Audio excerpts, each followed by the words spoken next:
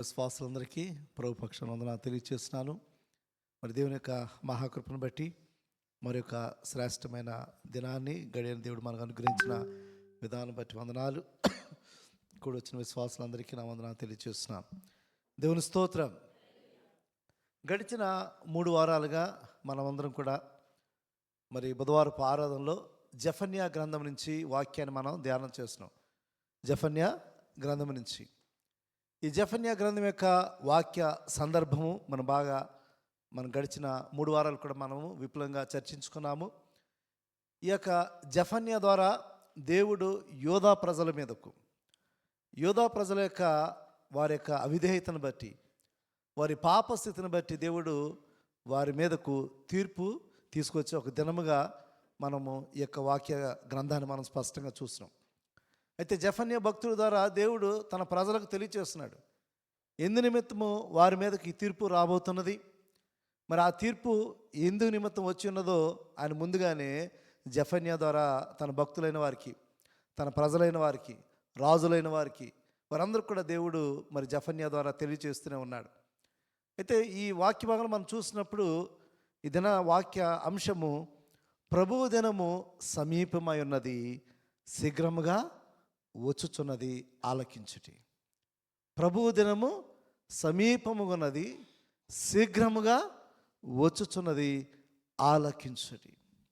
ఇక్కడ మనం చూసినట్లయితే ప్రభు దినం గురించి ఈ యొక్క మరి అధ్యాయంలో 7వ అధ్యాయము మరి 1వ అధ్యాయం 7వ వచనంలో యెహోవా దినము సమీపమైనది అనే ఒక మాట అక్కడ రాయడం జరిగింది. అదేవిధంగా 14వ అధ్యాయము యెహోవా మహాదినము సమీపమాయను అనే మాట ఇక్కడ రాయడం జరిగింది. అదేవిధంగా 15వ అధ్యాయం చూసినప్పుడు ఆ దినము ఉగ్రత దినము అనే మాట ఇక్కడ రాయడం జరిగింది. ఇట్లా మనం చూసినప్పుడు ఆ యొక్క ప్రభు యొక్క దినము, ఆ యెహోవా దినము బహు శీఘ్రముగా రాబోతున్నది అని చెప్పి దేవుడు తన భక్తులైన జెఫన్యా ద్వారా యోధా ప్రజలకు తెలియజేసినట్టుగా మనము చూస్తున్నాం. దేవుడు ఎప్పుడు కూడా తన ప్రజలైన వారిని ప్రేమించే దేవుడు. దేవుడు ఎప్పుడు కూడా తన ప్రజలైన వారిని వారి ఏళ్ళ కనికరాన్ని చూపించే దేవుడు, దయను చూపించే దేవుడు, క్షమించే దేవుడు. అయితే అట్ ద సేమ్ టైం దేవుడు తన ప్రజలైన వారికి వారిని శిక్షించాలన్నా, వారి మీదకు తీర్పు తీసుకురావాలన్నా ముందుగానే దేవుడు తన యొక్క భక్తుల ద్వారా, ప్రవక్తల ద్వారా దేవుడు తెలియపరుస్తూ ఉంటాడు. మన జీవితంలో కూడా అంతే. మన జీవితంలో కూడా మనం దేవునికి విరుద్ధంగా జీవిస్తున్నప్పుడు, దేవునికి ఇష్టం లేని రీతిగా జీవిస్తున్నప్పుడు దేవుడు ఖచ్చితంగా హఠాత్తుగా మనల్ని కూడా శిక్షించటం, హఠాత్తుగా మనల్ని కూడా దేవుడు గద్దించటం. ఎందుకంటే దేవుడు మనం ముందుగా తెలియచేస్తుంటాడు. గడిచిన దినాల్లో మనం చూసిన రీతిగా మనం చూసినప్పుడు భక్తులైన సొలొమోనుకు కూడా దేవుడు తెలియజేశాడు. తెలియచేశాడు. 2 మార్లు తెలియజేశాడు. 2 మార్లు తెలియజేసి దేవుడు తన దగ్గర నుంచి ఆ రాజ్యాధికారాన్ని తీసివేసినట్టుగా మనం చూస్తున్నాం. కాబట్టి దేవుడు తన ప్రజలైన వారికి ఆయన ముందుగానే సమాచారం ఇచ్చి, తన ప్రజలైన వారిని వారు ఎటువంటి స్థితిలో ఉన్నారో ఆ స్థితిని వారికి తెలియపరిచి, ఆ స్థితిని మార్చుకోమని దేవుడు తన భక్తుల ద్వారా తన బిడ్డలైన వారికి ఆయన తెలియజేస్తున్నాడు. ఇదైనా మనం చూస్తున్న ఈ వాక్య భాగం మనం చూసినప్పుడు ప్రభు దినము సమీపమైన చాలా సందర్భాలు అనుకుంటాం, ఎప్పుడు వస్తుంది ఆ రోజు, ఏ రోజు వస్తుంది ఆ రోజు. ఇప్పుడు కూడా మనం అనుకోవచ్చు, 2వ రాకడ గురించి ఎన్నో సందర్భాల్లో మనం మాట్లాడుకుంటూనే ఉన్నాం. అయితే 2వ రాకడ వచ్చేసిందా అని చాలా సందర్భాల్లో హేళన చేసే వ్యక్తులు కూడా ఉంటూనే ఉండొచ్చు. కానీ దేవుని యొక్క రాకడ అతి సమీపంగా ఉన్నది. అంత్యకాలములు అపాయకరమైన దినాల్లో మనము జీవిస్తున్నాం. అయితే దేవుడు రాకడ ఎందుకు ఆలస్యం అవుతుందంటే, దేవుని రాకడ మనందరి కొరకు ఆలస్యం అవుతుంది. ఎందుకంటే దేవుడు ఇంకా దీర్ఘశాంతుడిగా ఎదురు చూస్తూనే ఉన్నాడు. అంతటా అందరూ కూడా మారు మనసు పొందాలి. అంటే తను సృష్టించిన ఈ సృష్టిలో తన స్వరూపంగా సృష్టించబడిన తన బిడ్డలు ఏ ఒక్కరు కూడా నశించడం ఆయనకి ఇష్టమో లేనేలేదు. యేహెజ్కేలు గ్రంథంలో తెలియజేసినట్టుగా ఒక దుష్టుడు తన దుష్టత్వం బట్టి మరి చనిపోవడం అతనికి ఏమాత్రం కూడా ఇష్టము లేదు. అతడు ఆ బ్రతుకును మార్చుకోవడం దేవునికి ఇష్టం అని చెప్పి కూడా వాక్యం మనం స్పష్టంగా తెలియజేస్తున్నది. ఇక్కడ మనం చూసినట్లయితే జెఫన్యా గ్రంథంలో ఎందుకు వారి మీదకు ఆ యొక్క తీర్పు రాబోతున్నది అని చూసినప్పుడు జెఫన్యా గ్రంథము 1వ అధ్యాయము 17వ వచనం చూసినప్పుడు 17 జనులు యెహోవా దృష్టికి పాపము చేసిరి గనుక నేను వారి మీదకు ఉపద్రవము రప్పింపబోచున్నాను. జనులు యెహోవా దృష్టికి పాపము చేశారు కాబట్టి, యెహోవా దృష్టికి పాపం చేస్తున్నారు కాబట్టి దేవుడు వారి మీదకి ఉపద్రవాన్ని తీసుకురావడానికి దేవుడు నిర్ణయించినట్టుగా మనం చూస్తున్నాం. నోవాహు కాలం మనం చూసినప్పుడు, నోవాహు కాలంలో కూడా జలప్రళయము ఒక్కసారిగా హఠాత్తుగా రాలేదు. 120 సంవత్సరాలు నోవాహు దేవుని యొక్క వాక్కును అందరికీ ప్రకటన చేశాడు. దేవుని వాక్కును అందరికీ ప్రకటన చేశాడు. మరి శ్రేష్టమైన మనుషులు, అంటే దాని స్వరూపంగా సృష్టించబడిన ఆ మనుషులందరూ కూడా దేవుడు ఆ యొక్క వాక్యమును ప్రకటన చేయించాడు నోవాహు ద్వారా. అయితే తను సృష్టించిన ఆ జీవులు అవి విధేయత చూపించినాయి. ఆ గొప్ప మరి జలప్రళయం రాబోతుంది, మీ బ్రతుకులు మార్చుకోండి, ఈ ఓడలోనికి రండి అని చెప్పి వారందరికీ తెలియచేశాడు. కానీ వారందరూ కూడా హేళన చేశారు. కానీ ఆ జీవులైతే అవి జతలుగా వచ్చి ఓడలో ప్రవేశించినట్టుగా మనం చూస్తున్నాం. కాబట్టి దేవుని సృష్టిలో ఆ సృష్టి అంతా కూడా ఆయన మాట వింటున్నది. కానీ దేవుని బిడ్డలైన మనము చాలా సందర్భాల్లో దేవుని విరోధంగా పాపం చేసి దేవుని ఉగ్రతకు లేకపోతే దేవుని యొక్క తీర్పుకు మనము గురి అవుతున్నాము అనే విషయాన్ని మనం గమనించాలి. యెషయా గ్రంథము 24వ అధ్యాయము 5-6 వచనాలు కూడా చూసినట్లయితే, యెషయా గ్రంథము 24వ అధ్యాయము 5-6, లోక నివాసులు ధర్మశాస్త్రములను అతిక్రమించి ఉన్నారు, కట్టడను మార్చి నిత్య నిబంధనను మీరు ఉన్నారు, దాని నివాసుల చేత లోకము అపవిత్రమైంది. లోక నివాసులు ధర్మశాస్త్రములను అతిక్రమించి ఉన్నారు. ఈ లోకంలో ఉన్న బిడ్డలు అనేక మంది తన బిడ్డలైన వారు. దేవుడు ఎందుకు సృష్టించుకున్నాడంటే మనందరినీ కూడా ఆయన మహిమ కొరకే సృష్టించుకున్నాడు. మనం అందరినీ కూడా దేవుడు ఆయన మహిమ కొరకే సృష్టించుకున్నాడు. అయితే లోక నివాసులు దేవుని యొక్క ధర్మశాస్త్రాన్ని అతిక్రమించినారు, దేవుని యొక్క కట్టడలను అతిక్రమించినారు, దేవుని యొక్క ఆజ్ఞలను అతిక్రమించినారు. అందుకే దేవుని తీర్పు వారి మీదకు రాబోతున్నది. అయితే దేవుడు ఇంకా ఆలస్యం చేస్తున్నాడు, దేవుడు ఇంకా సమయము ఇస్తూనే ఉన్నాడు. అదేవిధంగా ఇర్మియా గ్రంథము 2వ అధ్యాయము 17వ వచనం చూసినట్లయితే, ఇర్మియా గ్రంథము 2వ అధ్యాయము, నీ దేవుడు యెహోవా నిన్ను మార్గములో నడిపించుచుండగా నీవు ఆయనను విసర్జించుట వలన నీకు నీవే ఈ బాధ కలుగు చేసుకుంటివి కదా. అంటే దేవుని నడిపించిన మార్గంలో మనం నడవకుండా ఆయనను విసర్జించటం వలన నీకు నీవే ఈ బాధను, అంటే ఆ స్థితి ఆ యూదా ప్రజలకు, ఆ యెరూషలేము ప్రజలకు ఆ స్థితికి రావడానికి కారణం అంటే వారుగా చేసుకున్నారు. వారు దేవుని విసర్జించి, దేవుని నడిపించే మార్గం నడవకుండా దేవుని విసర్జించి వారు జీవించడం వలన దేవుని యొక్క తీర్పు వారి మీదకి శీఘ్రముగా రాబోతున్నదని దేవుని వాక్యం స్పష్టంగా సెలవిస్తుంది. అదేవిధంగా ఇర్మియా గ్రంథము 4వ అధ్యాయము 18వ వచనం కూడా చూసినప్పుడు, 4వ అధ్యాయం 18వ వచనం, నీ ప్రవర్తనయు నీ క్రియలను వీటిని నీ మీదకు రప్పించను, నీ చెడుతనమే దీనికి కారణము, నీ ప్రవర్తన నీ క్రియలు వీటిని నీ మీదకు రప్పించును. ఈ మాటలన్నీ మనం చూసినప్పుడు ఒక వ్యక్తిని దేవునికి కోపానికి గురి అవ్వడం, లేకపోతే ఒక కుటుంబము దేవుని కోపానికి గురి అవ్వడం, లేకపోతే ఒక జనము దేవుని కోపానికి గురి అవ్వడము, లేకపోతే ఒక దేశము దేవుని కోపానికి గురి అవ్వడం, లేకపోతే ఒక రాజు దేవుని కోపానికి గురి అవ్వడం కారణం ఏంటంటే వారి చెడుతనం, వారి అవిధేయత, దేవుని మార్గంలో విడిచిపెట్టుట. కాబట్టి ఇవన్నిటి ద్వారా దేవుని తీర్పు వారి మీదకి రాబోతున్నదని దేవుని వాక్యం స్పష్టంగా సెలవిస్తుంది. కాబట్టి ఈ దినాన్ని మనం చూస్తున్న ఈ వాక్యం మనం చూసినప్పుడు ప్రభువు దినము సమీపమైనది. ప్రభువు దినము సమీపమై ఉండడమే కాదు, ప్రభువు దినము శీఘ్రముగా వచ్చుచున్నది. ఆలకించుడి, వినండి, రాబోతున్నది ఖచ్చితంగా. ఆ దినము ఖచ్చితంగా రాబోతుంది. ఇట్ సర్టన్లీ కమ్, అది ఖచ్చితంగా వస్తుంది. ఆ దినము జరగబోయేది ఏంటో కూడా దేవుని వాక్యం మనకు స్పష్టంగా ఆ యొక్క మరి జఫన్యా ద్వారా తెలియజేసినట్టుగా మనం చూస్తున్నాం. ఏమి జరగబోతున్నది గడిచిన వారంలో మనం చూసాం. ఎందుకు వారి మీదకు దేవుని యొక్క తీర్పు రాబోతున్నది చూసినప్పుడు అన్య వస్త్రములను ధరించి అన్య ఆచారాలను వారు చేస్తూ దేవుని విరోధంగా చేసిన ఆ కార్యమును బట్టి దేవుని వారిని శిక్షించడానికి ఆయన తీర్పు రాబోతున్నదని చెప్పి గడిచిన వారం వాక్య అధ్యయనాలు మనం చూసాం.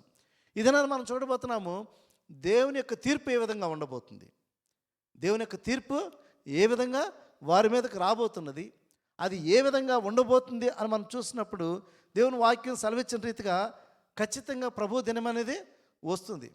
ఆ దినం వచ్చేసరికి కొన్ని సూచనలు, ఆ దినాన ప్రభు అయిన యేసుక్రీస్తుని కూడా తన శిష్యులైన వారు వచ్చి అడిగారు, యేసయ్య ఆ దినం ఎలా ఉండబోతుంది, ఆ దినం రావడానికి ఏమైనా సూచనలు ఉన్నాయని చెప్పి ఆయన రహస్యంగా ప్రభు అయిన యేసుక్రీస్తుని అడిగిన సందర్భం. ఎందుకంటే చాలా సందర్భాల్లో అనేక మంది వ్యక్తులు అనేక రకాలుగా మాటలు చెప్తుంటారు. ఇదిగో నెక్స్ట్ వీకే వచ్చేస్తుంది, లేకపోతే ఇదిగో నెక్స్ట్ ఇయరే రాబోతుంది అని అనేక మంది అనేక రీతిలుగా చెప్పవచ్చు.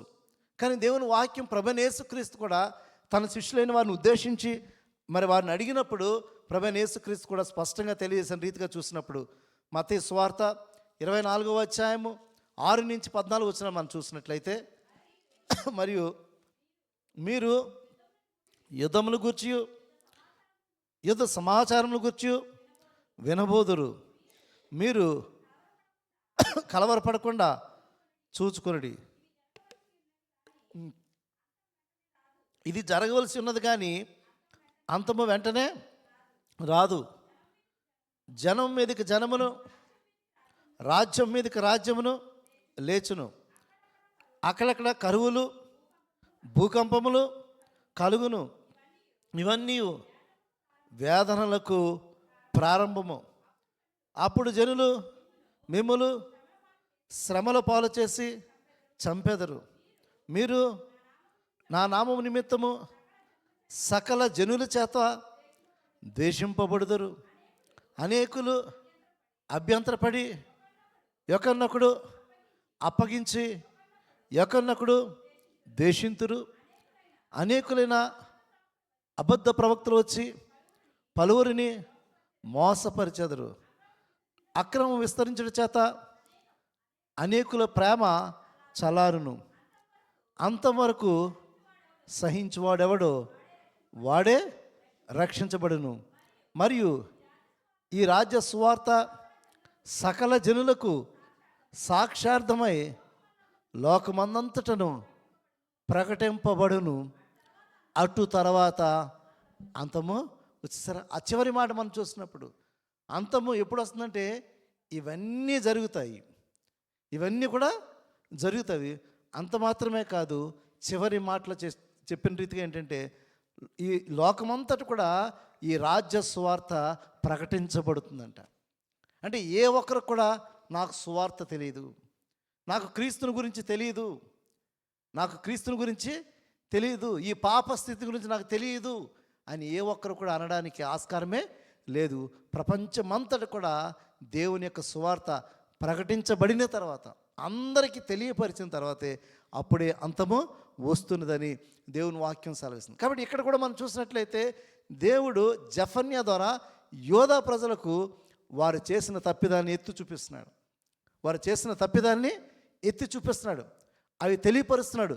ఇందు నిమిత్తమే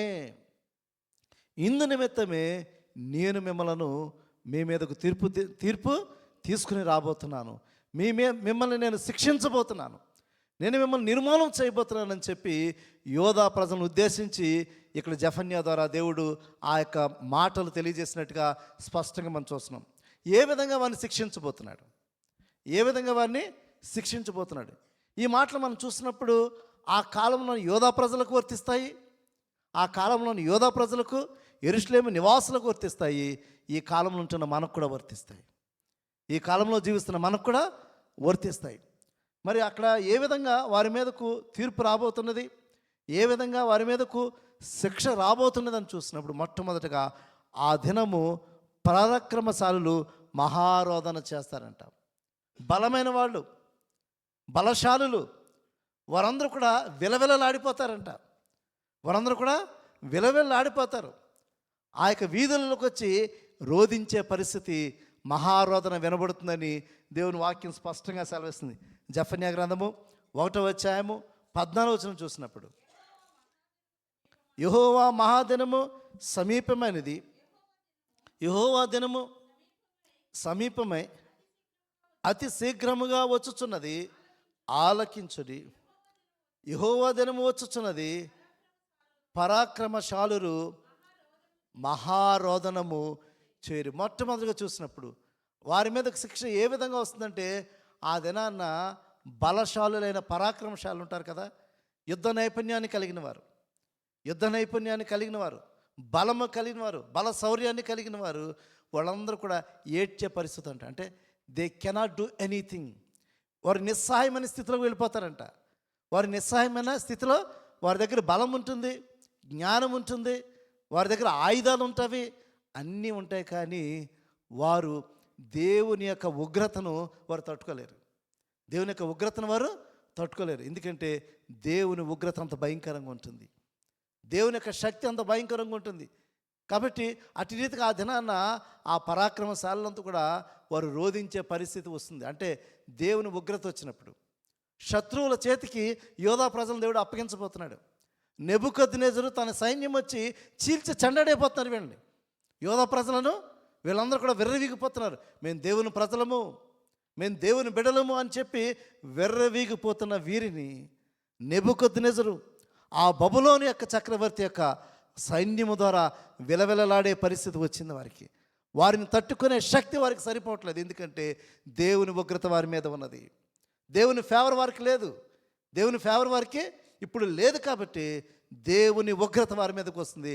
ఆ దినముల వారందరూ వీధుల్లో, ఆ పరాక్రమశాలందరూ కూడా ఏమీ చేయలేని పరిస్థితి, నిస్సహాయమైన స్థితికి వెళ్ళిపోయారు. రోధించే పరిస్థితికి వెళ్ళినట్టుగా దేవుని వాక్యం మనం చూస్తున్నాం. యెషయా గ్రంథము 33:7 చూసినట్లయితే, యెషయా గ్రంథము 33:7, వారు సురులు బయట రోదనము చేయుచున్నారు, సమాధాన రాయబారులు ఘోరముగా ఏడ్చుతున్నారు. వారు ఎంత ప్రయత్నం చేసినా, వారు సంధి చేసుకుందరన్నా, అయ్యా మమ్మల్ని ఏమీ చేయొద్దు, అయ్యా మమ్మల్ని ఏమి కూడా మా మీదకు రావద్దని చెప్పి కొన్ని సందర్భాల్లో ఏం చేస్తారంటే, వారు కొన్ని సందర్భాల్లో యుద్ధం చేయకపోగా సంధి చేసుకుంటారన్నమాట. కొన్ని సందర్భాల్లో ఏం చేస్తుంటారు, వారు సమాధానపరచుకునే ప్రయత్నం చేస్తుంటారు. అట్టి రీతిగా కూడా వారికి అసలు అవకాశం లేదు. అట్టి రీతిగా కూడా వారికి అవకాశము లేనే లేదు. వారు సూర్యులు బయట రోదన చేస్తున్నారు, సమాధాన రాయబారులు ఘోరముగా వారు మరి ఏడ్చుచున్నట్టుగా మనం చూస్తున్నాం. అంటే అక్కడ దేవుని యొక్క ఉగ్రత వారి మీదకి రాబోతున్నది, దేవుని యొక్క ఉగ్రత రాబోతున్నది. కాబట్టి ఆ దేవుని ఉగ్రతలో శత్రువుల చేతికి వాడిని అప్పగిస్తున్నాడు. ఆ శత్రువుల చేతికి అప్పగిస్తున్నప్పుడు వీరి శక్తి, వీరి బలం అంతా కూడా జీరో అయిపోయింది. ఎందుకంటే దేవుని సహాయం వారికి లేదు. చాలా సందర్భంలో మనం అనుకుంటాం, మన శక్తి చేత మనం ఎన్నో సాధించవచ్చని, మనం బలం చేత ఎన్నో సాధించవచ్చని, మన జ్ఞానం చేత ఏదో చేయొచ్చని, లేకపోతే మనకున్న డబ్బు చేత మనం ఏదో చేయొచ్చు అనుకుంటాము. దేవుని సహాయం లేదే మనం ఏ ప్రయత్నం చేసినా ఫలించదు. దేవుని కృపలేందే ఏ ప్రయత్నం చేసినా కూడా అది ఫలించదని మరొక సందర్భంలో మనం దేవుని వాక్యం ద్వారా తెలియబెడుతుంది. ఆ దినము ప్రభు దినం సమీపంగా శీఘ్రంగా వచ్చుతున్నది, పరాక్రమశాలులు మహారోదన చేసి ఏడ్చే దినం. వాళ్ళు ఏమి చేయలేని ఎప్పుడు ఏడుస్తారండి మనుషులు ఎప్పుడు ఏడుస్తారు? ఏమీ చేయలేని పరిస్థితులు ఏడుస్తుంటారు కదా. నిస్సహాయమైన పరిస్థితికి వెళ్ళినప్పుడు హాస్పిటల్ మనం చూస్తుంటాం, నిస్సహాయమైన స్థితికి వెళ్ళినప్పుడు ఏడ్చే పరిస్థితి వస్తుంది కదా. కొన్ని సందర్భాల్లో మన జీవితంలో అటువంటి పరిస్థితులు ఎదుర్కొనే స్థితి వచ్చిందంటే దానికి కారణము దేవుని సహాయం లేకపోవడం. ఇక్కడ యోధా ప్రజల విషయం కూడా అట్టి రీతిగా జరిగింది. దేవుని సహాయము వారు లేదు కాబట్టి వారి యొక్క పరాక్రమశాలను రోధించే స్థితికి వాళ్ళు వెళ్ళిపోయారు. రెండోది చూసినప్పుడు ఆ దినము ఉగ్రత దినము, ఆ దినము నాశన దినము. ఆ దినమంట నాశన దినము. ఆ దినము అంధకారము, గాఢాంధకారము కమ్మిన దినం అంట. అంటే ప్రకృతి కూడా దేవుని చెప్పు చేతలోనే ఉంటుంది కదా, దేవుని యొక్క చెప్పు చేతలో ఉంటుంది ప్రకృతి కూడా. ఆ దినము భయంకరంగా ఈ యొక్క సముద్రము ఘోషిస్తుందంట, రౌద్రముగా వస్తున్నదంట. ఈ సృష్టి అంతా కూడా ఆయన చేతిలో ఉంటుంది. ఆయన చేతిలో చాలా సందర్భాల్లో ఈ సృష్టి మనకు సహకరించదు. చాలా సందర్భాల్లో దాని కారణం ఏంటి తెలుసా? అది దేవుని చేతిలో ఉంది. మనం అనుకుంటున్నాం కదా, ఏదో మానవుడికి వచ్చిన జ్ఞానం బట్టి క్లౌడ్ సీడింగ్ ద్వారా వర్షాలు సృష్టిస్తున్నాం, లేకపోతే మానవుడికి ఉన్న జ్ఞానం ద్వారా వర్షాలు ఎప్పుడు పడుతున్నాయి మనం అంచనా వేయగలుగుతున్నాం.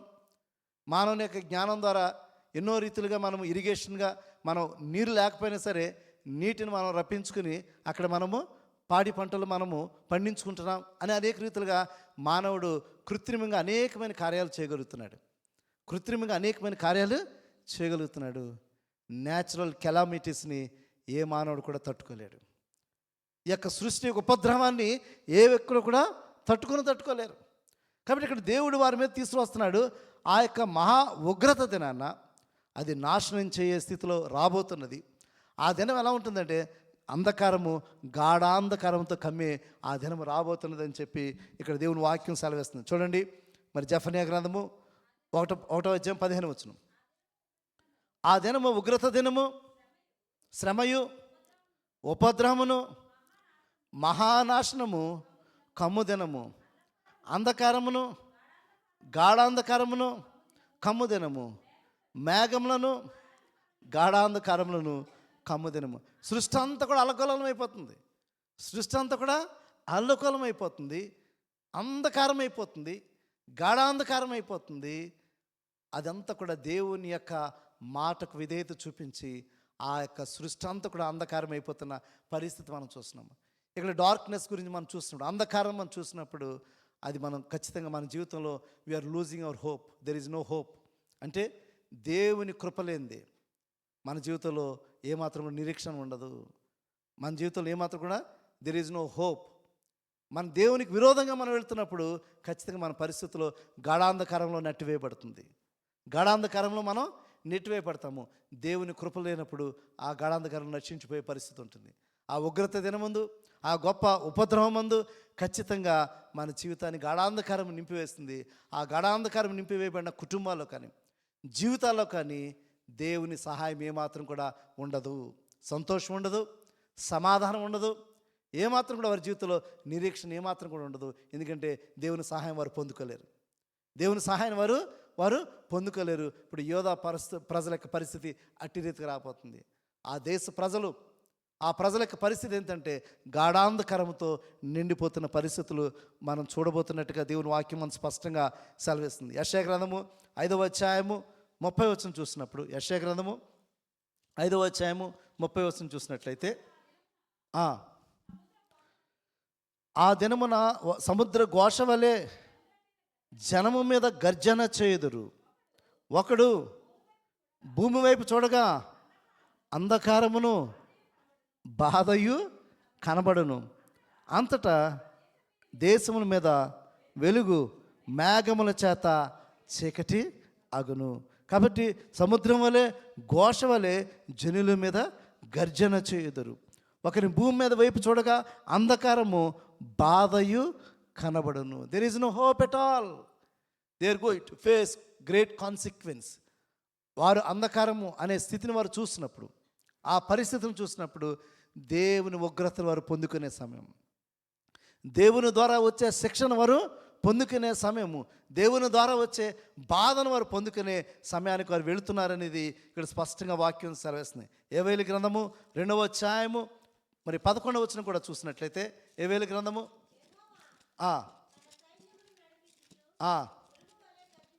ఉరుము వలె గర్జించుచున్నాడు.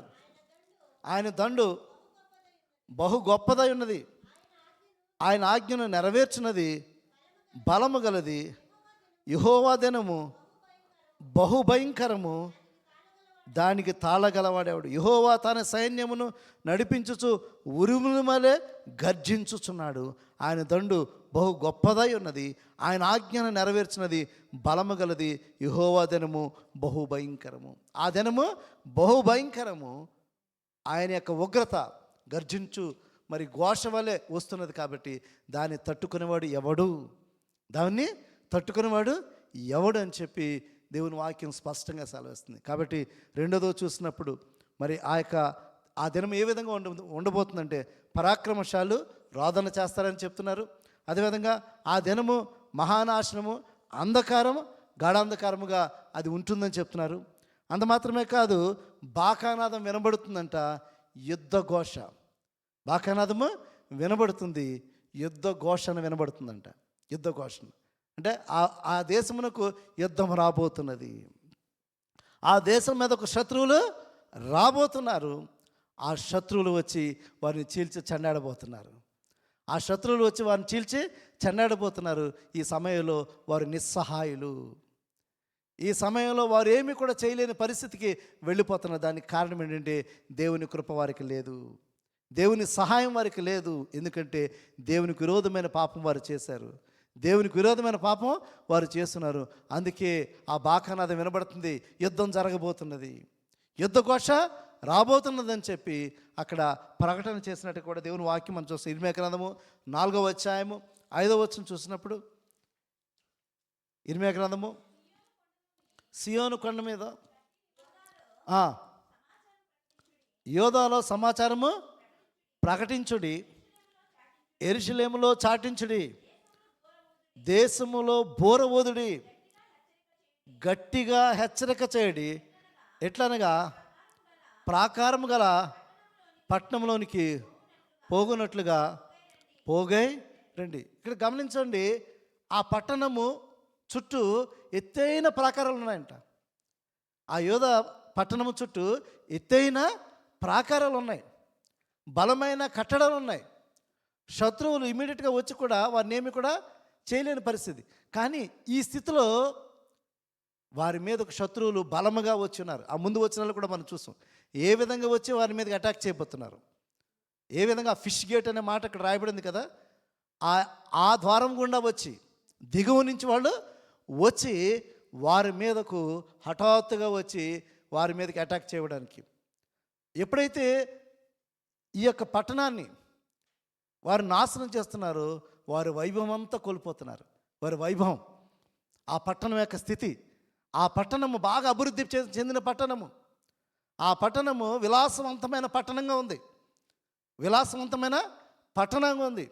అన్ని సౌకర్యాలు ఆ పట్టణంలో ఉన్నాయి. ఇప్పుడు ఆ పట్టణాన్ని ఆ యొక్క నెబుకద్నెజరు వచ్చి యెరూషలేముని నాశనం చేయబోతున్నాడు. యెరూషలేముని నాశనం చేయబోతున్నాడు, దాని వైభవాన్ని నాశనం చేయబోతున్నాడు. ఆ ప్రజలను, ఆ పట్టణాన్ని అంతా కూడా మరి దిబ్బలాగా చేయబోతున్నాడు. ఎందుకంటే ఇశ్రాయేలీయుల యొక్క యోధా ప్రజల యొక్క వారి అవిధేయతను బట్టి దేవుడు అటు రీతిగా అనుమతించాడు. దేవుడు అటు రీతిగా అనుమతించాడు. వచ్చి వైభవం గల పట్టణాన్ని, ఆ ఎత్తైన ప్రాకారం గల పట్టణాన్ని వారు వచ్చి నాశనము చేస్తున్నట్టుగా దేవుని వాక్యం మనం చూస్తున్నాం. ఆ వాక్యం మనం చూసినప్పుడు ఎత్తైన ప్రాకారం అనే మాట అక్కడ రాయబడింది చూడండి. ఆ దినమున ప్రాకారం గల పట్టణములు దగ్గరను ఎత్తైన గోపురముల దగ్గరను యుద్ధ ఘోషణయు బాకానాదము వినబడును. ఎప్పుడైనా యుద్ధం జరిగిందంటే నష్టమే, యుద్ధం జరిగిందంటే నష్టమే. మనం చూస్తున్నాం నేటి ఈ కాలంలో కూడా యుద్ధాలు జరుగుతున్నాయి కదా, అనేకమైన వార్తలు మనం వింటున్నాం కదా, మనకి అనేకమైన సమాచారాలు మనం చూస్తున్నాం కదా. యుద్ధం జరిగినప్పుడు ఆ దేశం ఎంతగా నష్టపోతుందో తెలుసా? ఎత్తైన ప్రాకారాలు, ఎత్తైన కట్టడాలు, ఎన్నో సంవత్సరాలుగా ఉన్న ఆ యొక్క మరి బిల్డింగ్స్, ప్రజలు నివాసం చేస్తున్న ఆ యొక్క మంచి మంచి గృహాలు ఎన్నో నాశనం అయిపోతున్నాయి కదా. నష్టాన్ని కొని ఖచ్చితంగా. యుద్ధాలు జరిగినప్పుడు ఏమవుతుంది, అక్కడ పట్టణం అంతా కూడా నశించిపోతుంది. మరలా పట్టణం కట్టబడాలంటే ఇంకొక 50 సంవత్సరాలు పడుతుంది. మరలా పట్టణం కట్టబడాలంటే ఇంకొక 50 సంవత్సరాలు పడుతుంది. ఎన్నో సంవత్సరాలు కట్టుంటారు, ఎన్నో సంవత్సరాలుగా పట్టణాన్ని కట్టుంటారు, దానికి వసతులన్నీ కూడా సమకూర్చుంటారు. ప్రజలు నివాసయోగ్యంగా ఉండడానికి, సౌకర్యవంతంగా ఉండడానికి ఆ పట్టణాన్ని కట్టుంటారు. ఆ పట్టణము యుద్ధము ద్వారా అది దిబ్బలుగా మారబోతుంది. ఎందుకంటే దేవుని యొక్క ఉగ్రత వారి మీదకి రాబోతుంది. దేవుడు అందుకే అవన్నీ కూడా నాశనం చేస్తున్నాడు. ఆ వైభవం కలిగిన ఆ పట్టణం అంతా కూడా ఆ శత్రువుల చేతి చిక్కి వారు మరి ఆ శత్రువులు వాటిని ధ్వంసం చేయబోతున్నారు. అవన్నీ కూడా నాశనం చేయబోతున్నట్టుగా దేవుని వాక్యం మనం స్పష్టంగా మనం చూస్తున్నాం. ఆ దినము యుద్ధ ఘోషయు బాకానాదము వినబడునని దేవుని వాక్యం సెలవుస్తుంది. 5వదిగా మనం చూసినప్పుడు ఆ దినము ప్రజల పరిస్థితి ఎలా ఉంటుందో తెలుసా? ఓ పక్కనేమో పట్టణం అంతా కూడా నశించిపోతుంది, పక్కనమంతా కూడా దిబ్బ అయిపోతుంది, ఆ కట్టడాలు, ఆ దేశము అంతా కూడా నష్టం వస్తుంది, నాశనం వస్తుంది. అంత మాత్రం కాదు, ప్రజల పరిస్థితి చూస్తే ఆశ్చర్యపోతాం. ప్రజల పరిస్థితి చూస్తే ఆశ్చర్యపోతుంట. ప్రజలు ఏ విధంగా ఉన్నారంటే వారు గుడ్డివారి వల్ల నడుస్తారంట. గుడ్డివాడు ఎలా నడుస్తాడు? గుడ్డివాడు ఏ విధంగా నడుస్తాడు? ఆ యుద్ధం జరిగినప్పుడు, యుద్ధం ద్వారా గాయాలు తగిలినప్పుడు, యుద్ధం ద్వారా రక్తముతో నిండిపోయిన వారు ఏ విధంగా ఉంటారు ఒకసారి ఆలోచించండి. ఆ పరిస్థితిని అంతా కూడా ఇక్కడ వివరించాడు దేవుడు. ఆ పరిస్థితిని అంతా కూడా అక్కడ స్పష్టంగా వివరించాడు. వాక్యం చూసిన 17వ వచనం చూసినప్పుడు, జనులు యెహోవా దృష్టికి పాపము చేశారు కనుక నేను వారి మీదకి ఉపద్రవము రప్పింపబోచున్నాను. వారి గుడ్డివారి వలె నడిచేదరంట, వారి రక్తం దుమ్ము వలె కారునంట, వారి మాంసం పెంట వలె. ఒక్కసారి ఆలోచన, ఎంత దుర్భరమైన స్థితి. ఒక్కసారిగా ఒక యుద్ధం వచ్చిందంటే ఆ యుద్ధము దేశాన్ని నాశనం చేస్తుంది, ఆ దేశం యొక్క వైభవాన్ని నాశనం చేస్తుంది, ఆ దేశం యొక్క పంట పొలాన్ని నాశనం చేస్తుంది, ఆ దేశంలో సమకూర్చినవన్నీ కూడా నష్టపోతాయి. దానితో పాటు అతి శ్రేష్టమైన వారు మనుష్యులు, దానితో పాటు అతి శ్రేష్టమైన వారు మనుషులు. చిన్నపిల్లలేంటి, పెద్దవారేంటి, గర్భిణులేంటి, స్త్రీలేంటి, అందరూ కూడా వారి వర్తకములు, వారి యొక్క వ్యాపారాలు అన్నీ కూడా నష్టపోతాయి. దానితో పాటు విలువైన వారు, దాంతోపాటు విలువైన వారు, దేవుని స్వరూపంగా సృష్టించబడిన మానవులు కూడా చాలా నష్టపోతుంటారు. మనం చూస్తున్నాం, నేటి సమాజంలో జరుగుతున్న యుద్ధాల గురించి చూసినప్పుడు అనేక మంది ప్రాంతాల నుంచి పారిపోతున్నారు. అనేక మంది వారు గృహాల్లోనే బాంబులు పడినప్పుడు అక్కడే చనిపోతున్నారు.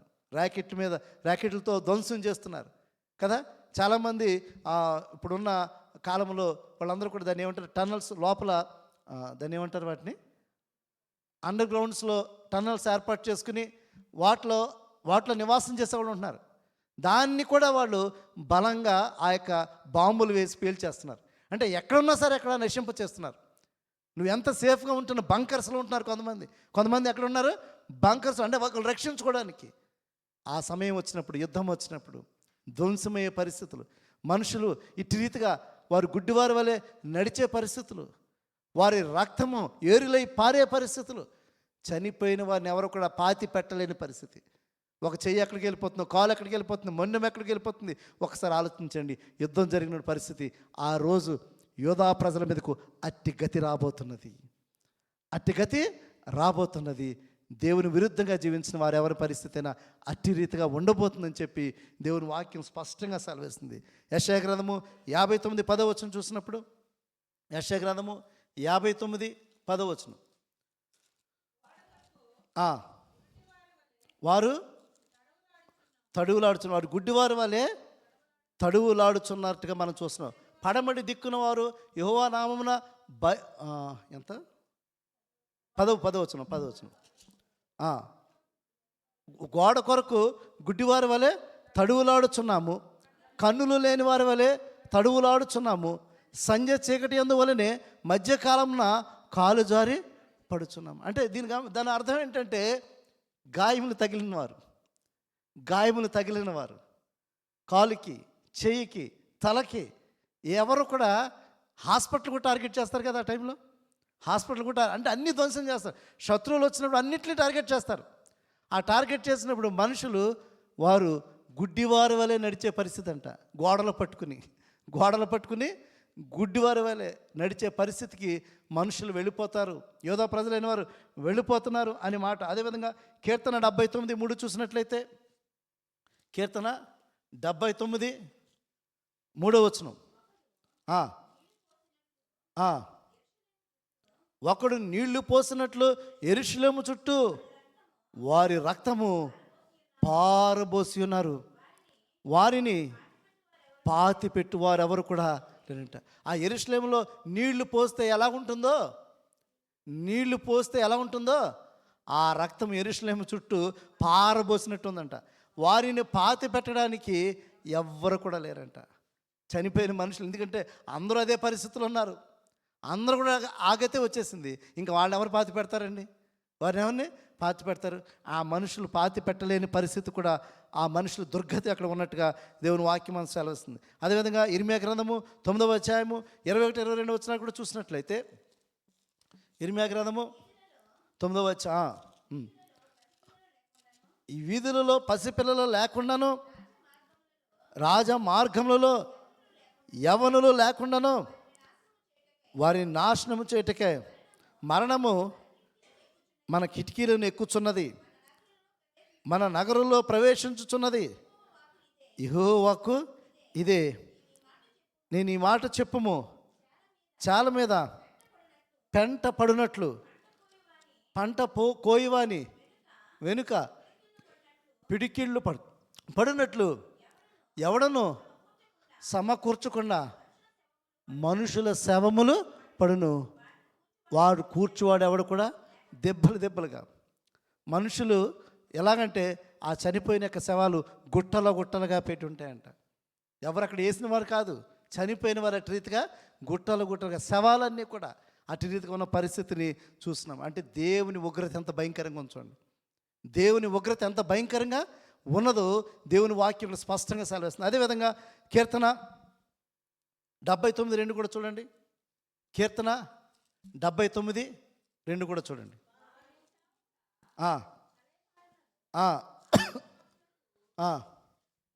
వారి నీ సేవకుల కళేబరమును ఆకాశ పక్షులకు ఎరగాను, నీ భక్తుల సేవలను భూజంతువులకు ఆహారంగాను పారవేసి ఉన్నారు అని చూస్తున్నాడు. కాబట్టి ఈ స్థితి మనం చూసినప్పుడు ఇది చాలా భయంకరంగా ఉన్నది.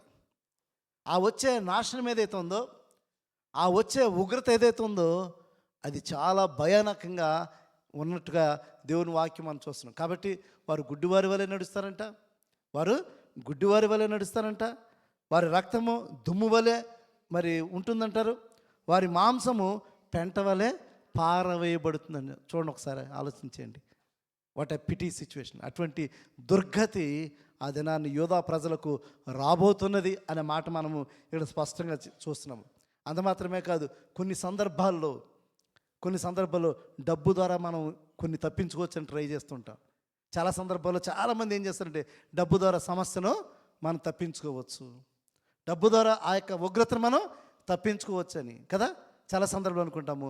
ఆ డబ్బు వారికి అక్కడికి రాదు, ఆ వెండి బంగారం వారికి అక్కరకు వాళ్ళు ప్రయత్నించారు, అది వారికి ఉపయోగపడదని కూడా దేవుని వాక్యం స్పష్టంగా సెలవుస్తుంది. జెఫన్యా గ్రంథము 1:18 చూసినప్పుడు యెహోవా ఉగ్రత దినము తమ వెండి బంగారములు వారిని తప్పింపలేకపోవును. చూసారా, యెహోవా ఉగ్రత దినము తమ వెండి బంగారములు వారిని తప్పింపలేక. అంటే చాలా సందర్భాల్లో డబ్బు ఉంటే సమస్య తీరిపోతుంది. డబ్బు ఉంటే సమస్య అంటే చాలామంది ఏంటంటే మనీ మేక్స్ మెనీ థింగ్స్. డబ్బు ఉంటే అన్నీ మనకు జరిగిపోతాయి, ఆ దేవుని ఉగ్రత దినమందు, ఆ దేవుని నాశన దినమందు, ఆ దేవుని కోప దినమందు, ఆ దినమందు వెండి బంగారములు ద్వారా ఏమీ జరగదు. అక్కడ వెండి బంగారముల ద్వారా ఏమీ కూడా జరగదు. ఆ విధంగా తప్పించుకోని ప్రయత్నం చేసినా అది జరగదు. వారు తప్పించుకోలేక పోవును అనే మాట మనం చూస్తాం. ఎందుకంటే దేవుని కోపాగ్ని అటు రీతిగా వారి మీదకి రాబోతున్నదని దేవుని వాక్యం సెలవుస్తుంది. యేసుకేలు గ్రంథము 7:19 చూసినప్పుడు, యేసుకేలు గ్రంథము 7:19 తమ వెండిని వీధులలో పారవేయుదురు, తమ బంగారమును నిషిద్ధమని ఎంచుదురు. యెహోవా ఉగ్రత దినమందు వారి ఎండే కానీ బంగారమే కానీ వారిని తప్పింప చాలదు. చూసారా, వారి వెండి కానీ బంగారం కానీ వారిని ఏమీ తప్పింప చాలదంట. చాలా సందర్భాల్లో మనం అనుకుంటాం వి ట్రస్ట్ అపాన్ మనీ, డబ్బు, ఈ లోకంలో దాని మీద మనం ఎక్కువగా ఆధారపడుతుంటాము. ఆ వెండి బంగారము మనల్ని ఈ ఉగ్రతని తప్పించలేదు. దేవుడు ఇచ్చే శిక్ష నుంచి ఆ వెండి బంగారంలో తప్పించలేవు అనే విషయాన్ని మరొకసారి దేవుని వాక్యం ద్వారా దేవుడు మనకు సెలవిస్తున్నాడు. కాబట్టి ఈ దినాన్ని ఇక్కడ కూడిన మనందరం కూడా ఒకసారి ఆలోచించాలి. ఈ లోకంలో డబ్బును నమ్ముకోవద్దు, ఈ లోపల వెండి బంగారాన్ని నమ్ముకోవద్దు. అది ఉంటే సమస్తం మనం జరిగించుకోవచ్చని మనం చాలా సందర్భాలు అనుకుంటాము. అది ఉంటే సమస్తము జరిగించుకోవచ్చని మనం అనుకుంటాము. దేవుని ఉగ్రత వచ్చినప్పుడు, దేవుని శిక్ష వచ్చినప్పుడు, దేవుని శ్రమ వచ్చినప్పుడు ఖచ్చితంగా వెండి బంగారం నుంచి మనం ఏమాత్రం కూడా తప్పించుకొనజాలమని దేవుని వాక్యం సెలవుస్తుంది. అయితే నీతిమంతులను దేవుడు సంరక్షిస్తాడు. సామెత గ్రంథము 11:4 చూసినప్పుడు, ఉగ్రత దినమందు ఆస్తి అక్కరకు రాదు, నీతి మరణము నుంచి నీతిమంతులను దేవుడు రక్షిస్తాడు. నీతిమంతులను దేవుడు ఆ స్థితిలో కూడా నీతిగా, న్యాయముగా, పవిత్రమైన ప్రవర్తన కలిగి దేవుని కొరకు నమ్మకంగా ఎవరైతే జీవిస్తారో దేవుడు వారిని సంరక్షిస్తాడని దేవుని వాక్యం సెలవిస్తుంది. వెండి బంగారం మనం రక్షించలేదు, వెండి బంగారం మనల్ని రక్షించేది, కానీ నీతి మనం రక్షిస్తుందని దేవుని వాక్యం సెలవిస్తుంది. కాబట్టి ఈ దినాన్ని ఇక్కడ కూడిన మనందరం ఒకే ఒక సిద్ధపడకలండి. నీతి మార్గం నడుచుచు, నీతి మార్గంలో మనం నడుచుచు దేవుడు అనుగ్రహించే కృపను పొందాలంటే ఈ లోకంలో వెండి బంగారం మనకు ఉపయోగపడవు. దేవుని మాటలు విని, దేవుని మాటకు విధేయత చూపించి మన బ్రతుకులు సరి చేసుకుని దేవునికి ఇష్టమైన పాత్రగా ఉన్నప్పుడు దేవుడు ఆ ఉగ్రత దినమందు, ఆ మహానాశన దినమందు, ఆ అంధకారమైన దినమందు దేవుడు నిన్ను నన్ను కూడా సంరక్షించడానికి దేవుడు కాపాడే దేవుడుగా ఉన్నాడు. అందుకే జెఫన్యా అనే మాటకి ఏంటంటే అర్థం ఏంటంటే గాడ్ హూ హైట్స్ యూ, దేవుడు దాచు దేవుడు. జెఫన్యా మాటకు అర్థం ఏంటి?